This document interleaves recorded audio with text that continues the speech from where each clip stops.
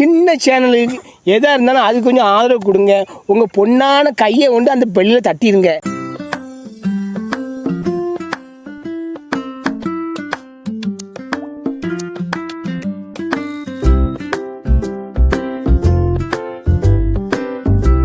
இந்த சிக்கன் குழம்புக்கு தேவையான அளவுக்கு எண்ணெய் ஊற்றிக்கோங்க. நம்ம வந்து நல்லெண்ணெய் ஆட் பண்ணுறோம். எண்ணெய் வந்து பார்த்திங்கன்னா ஒரு 3 டேபிள் ஸ்பூன் இருக்கும்.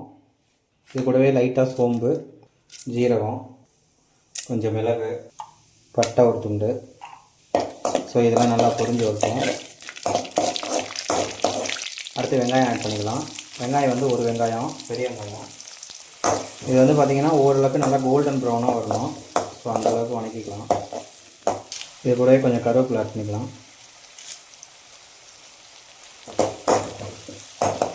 வெங்காயம் நல்லா கோல்டன் ப்ரௌனில் வந்துருச்சு. இப்போ நம்ம 3 தக்காளி ஆட் பண்ணிக்கலாம்.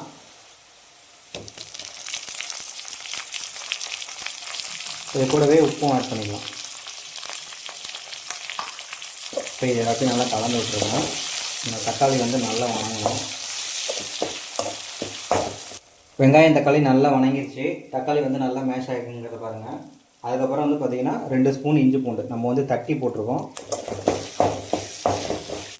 இந்த இஞ்சி பூண்டோட ராஸ்மெல் நல்லா போகும். இந்த ஸ்டேஜில் என்ன பண்ணணும்னா மல்லி கொஞ்சம் ஆட் பண்ணிக்கலாம். மல்லி ஆட் பண்ணி கலந்து விட்டுருங்க. கலந்து விட்டுனா நம்ம சிக்கன் ஆட் பண்ணிடலாம்.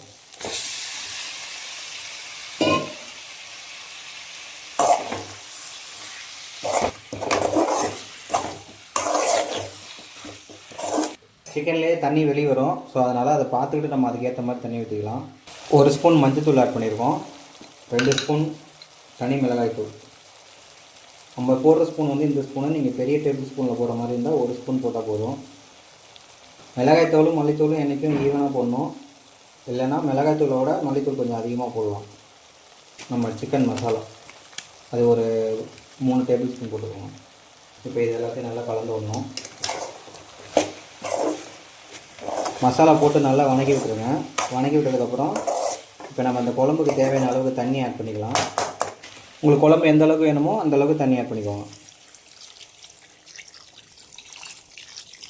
தண்ணி ஊற்றி நல்லா கலந்து விட்டுருங்க.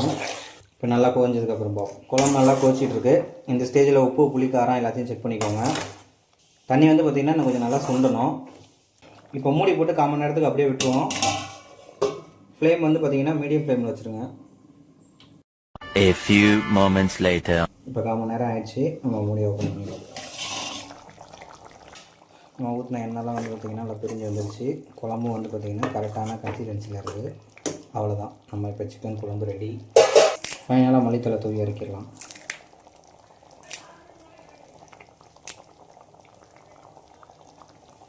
ஸோ நீங்களும் இதே மாதிரி ட்ரை பண்ணி பார்த்துட்டு எப்படிங்கிறத கமெண்ட் பண்ணுங்கள். நன்றி, வணக்கம். மீண்டும் அடுத்த வீடியோவில் சந்திப்போம்.